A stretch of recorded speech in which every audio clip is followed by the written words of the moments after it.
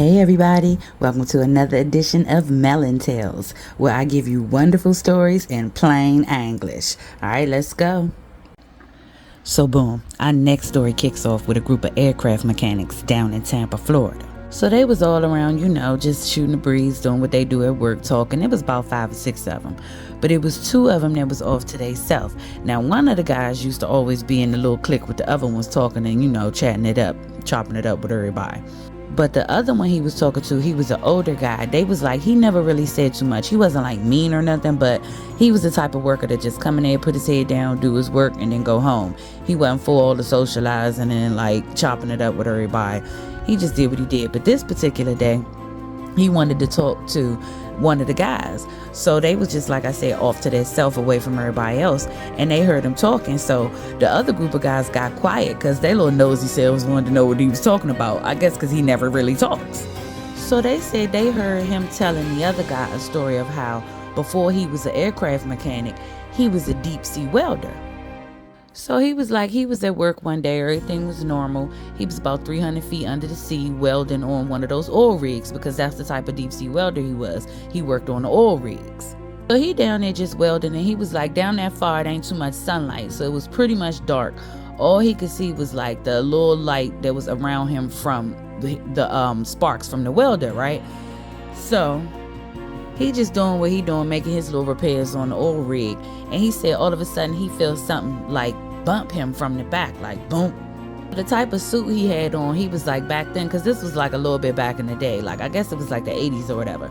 So he was like, yeah, the suit was like real heavy and real hardcore. So he couldn't like just turn around and just like do stuff real easy. Like to actually turn around 180 degrees was a lot, you know what I'm saying? So he was like, he just took his hand and kind of like fanned behind him. He probably figured it was like a fish or something.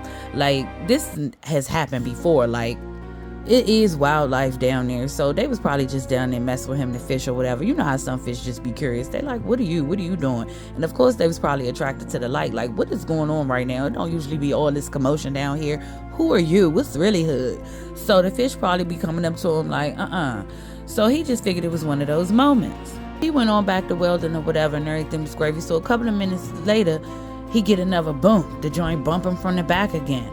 So he attempts to turn around and fan, again, like fish or whoever this is, leave me alone. Because the suit was heavy, so he wasn't worried about getting bit or nothing by none of them. So he just like, look, roll out. So the other mechanic said in stature, he was really tall, like probably like 6'3", 6'4" or something.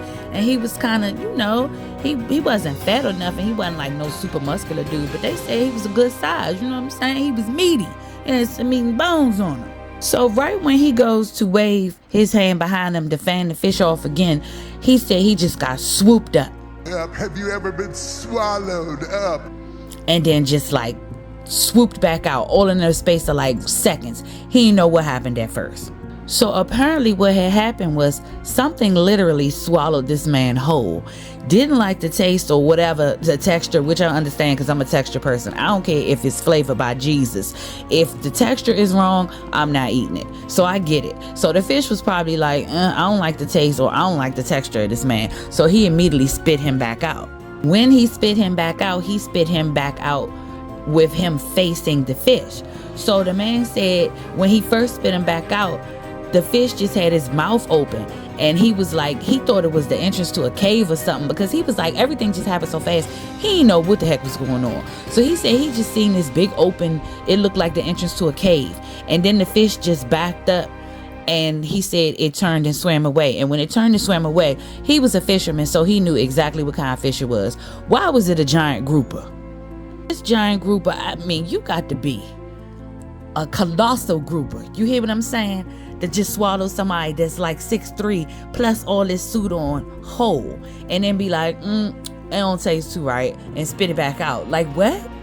And thank God he wasn't properly seasoned, because if he did taste too good or the texture was good, that would have been it. And who would have known what happened? All they would have had was the pop lines from him connected to whatever he was connected to, like the oxygen or whatever, and the electricity or whatever, the welding thing. Look, don't get me started on underwater tools, but all y'all would have had was just the remnants of him. Nobody would have known that a grouper of all things. Of course, in our minds, we probably would have thought a whale, or they don't eat people, but you know, some of that size, a shark, some type of great white, or, you know, everybody think the megalodon's still down there. Maybe it could have been him, but a grouper, hello and good night. I cannot.